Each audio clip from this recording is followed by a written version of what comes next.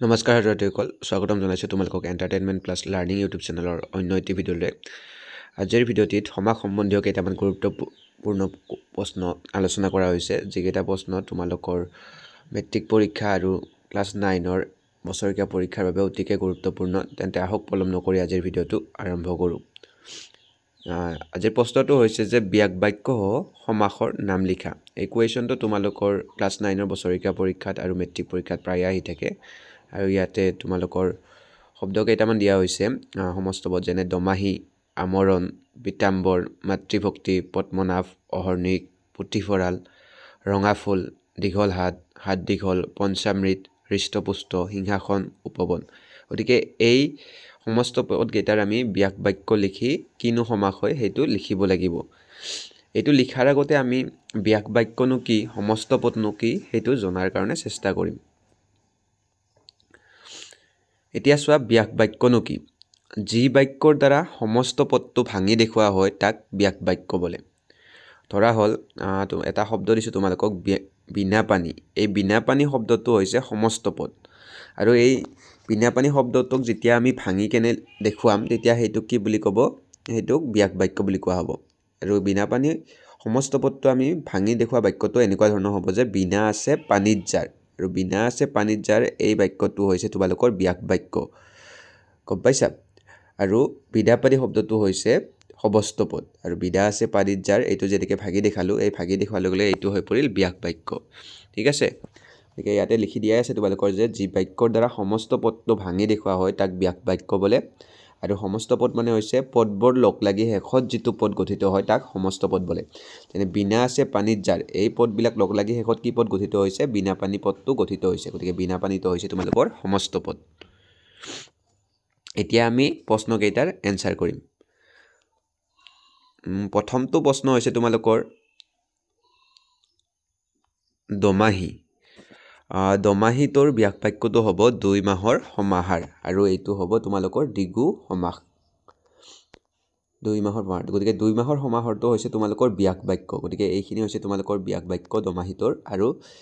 দমাহিটো কি সমাস হ'ব তোমালোকৰ দ্বিগু সমাস হ'ব নেক্সট শব্দটো হৈছে তোমালোকৰ আমৰণ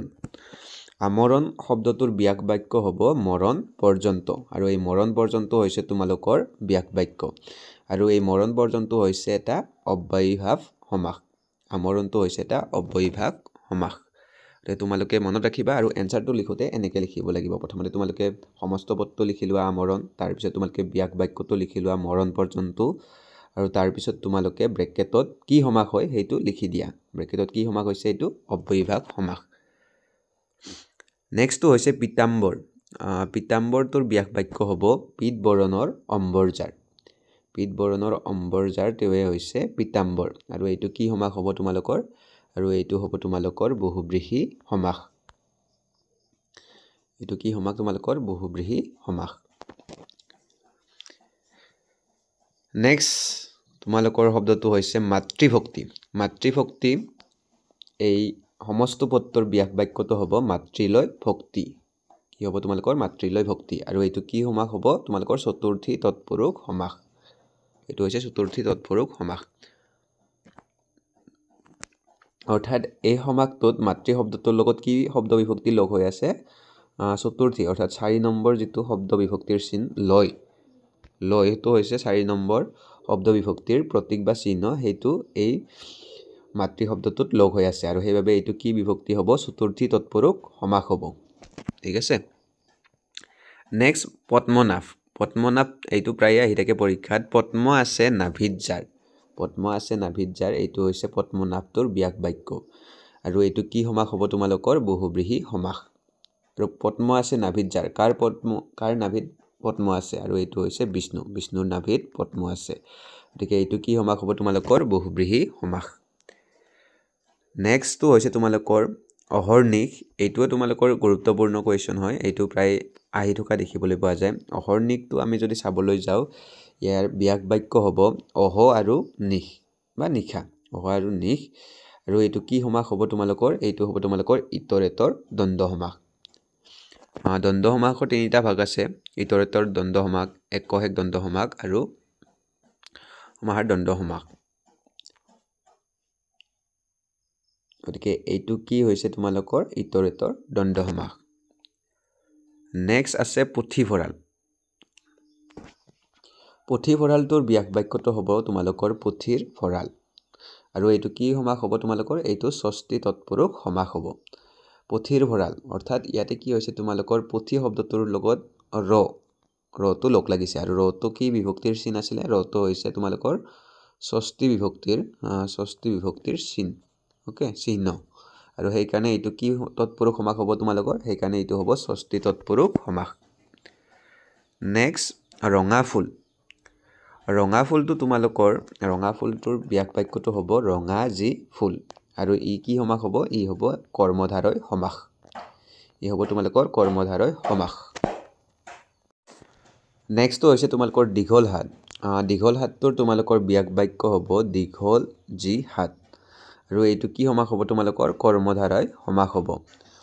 অৰ্থাৎ বিশেষণ পদৰ লগত বিশেষ্য পদৰ যি সমাস হয় তাকে তোমালোকৰ কৰ্মধাৰয় সমাস বোলে গতিকে ইয়াতে দীঘলটো হৈছে তোমালোকৰ বিশেষণ আৰু হাতটো হৈছে তোমালোকৰ বিশেষ্য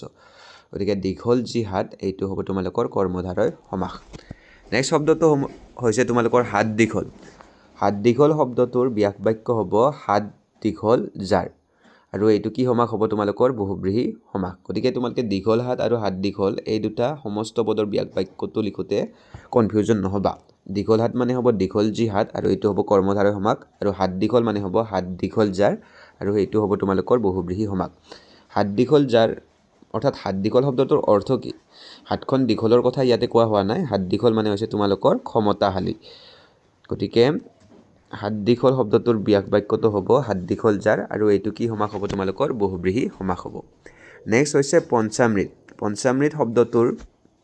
তোমালোকৰ ব্যাস বাক্য হ'ব পঞ্চ অমৃতৰ সমাহাৰ পঞ্চ বুলিও লিখিব পাৰা বা পাঁচ বুলিও লিখিব পাৰা পাঁচ অমৃতৰ সমাহাৰ আৰু এইটো হ'ব তোমালোকৰ দ্বিগু সমাস নেক্সটটো হৈছে তোমালোকৰ হৃষ্টপুষ্টটোৰ তোমালোকৰ ব্যাস বাক্যটো হ'ব যি হৃষ্ট সিয়ে পুষ্ট আৰু এইটো হৈছে এক ধৰণৰ কৰ্মধাৰয় সমাস গতিকে এইটো ইম্পৰ্টেণ্ট হয় হৃষ্টপুষ্টটো তোমালোকে চাই থবা যে যি হৃষ্ট সিয়ে পুষ্ট আৰু এইটো হৈছে কৰ্মধাৰয় সমাস এতিয়া নেক্সট চাওঁ আমি নেক্সট সিংহাসন এই সিংহাসনটো শব্দটো বহুত বেছি গুৰুত্বপূৰ্ণ এই শব্দটো প্ৰায়ে তোমালোকৰ মেট্ৰিক পৰীক্ষাত অহা দেখিবলৈ পোৱা যায় গতিকে তোমালোকে এইটো মনত ৰাখি থবা সিংহাসন শব্দটোৰ তোমালোকৰ ব্যাস বাক্যটো হ'ব সিংহ অংকিত যি আসন অৰ্থাৎ যিখন আসনত কি লিখা থাকে সিংহ অঁকা থাকে আৰু এইটো কি সমাস হয় তোমালোকৰ কৰ্মধাৰয় সমাস এইটো তোমালোকে একদম মনত ৰাখি থবা এইটো বহুত বেছি ইম্পৰ্টেণ্ট হয় যে সিংহাসন শব্দটোৰ ব্যাস বাক্য হ'ব সিংহ অংকিত যি আসন আৰু এইটো হৈছে এক ধৰণৰ কৰ্মধাৰয় সমাস নেক্সট হৈছে উপবন শব্দটোৰ তোমালোকৰ ব্যাস বাক্য হ'ব বনৰ সমীপ আৰু এইটো হৈছে এক ধৰণৰ অব্যয়ীভাৱ সমাস নেক্সট তোমালোকৰ সন্ধি ভাঙা কেইটামান কুৱেশ্যন দিয়া আছে যেনে প্ৰত্যাহ্বানটোৰ সন্ধি ভাঙিলে তোমালোকৰ হ'ব প্ৰতি যোগ আহ্বান এইটোৱে এবাৰ তোমালোকৰ হাফ ইয়াৰলি এক্সামিনেশ্যনত আহিছিলে ক্লাছ 10ৰ গতিকে প্ৰত্যাহ্বানটোৰ সন্ধি ভাঙিলে হ'ব তোমালোকৰ প্ৰতি যোগ আহ্বান নেক্সটটো হৈছে তোমালোকৰ যথোচিতটো তোমালোকৰ সন্ধি ভাঙিলে হ'ব যথাযোগ উচিত তেনেকৈ হৈছে তোমালোকৰ যথোচিত নেক্সটটো হৈছে তোমালোকৰ পুৰস্কাৰটো সন্ধি ভাঙিলে হ'ব পুৰযোগকাৰ গতিকে এইটোও ইম্পৰ্টেণ্ট হয় পুৰস্কাৰটো চাই থবা আৰু লগতে তোমালোকে প্ৰত্যাহ্বানটো চাই থবা এই দুটা শব্দ অতিকে বেছি গুৰুত্বপূৰ্ণ গতিকে আজিলৈ ইমানে ধন্যবাদ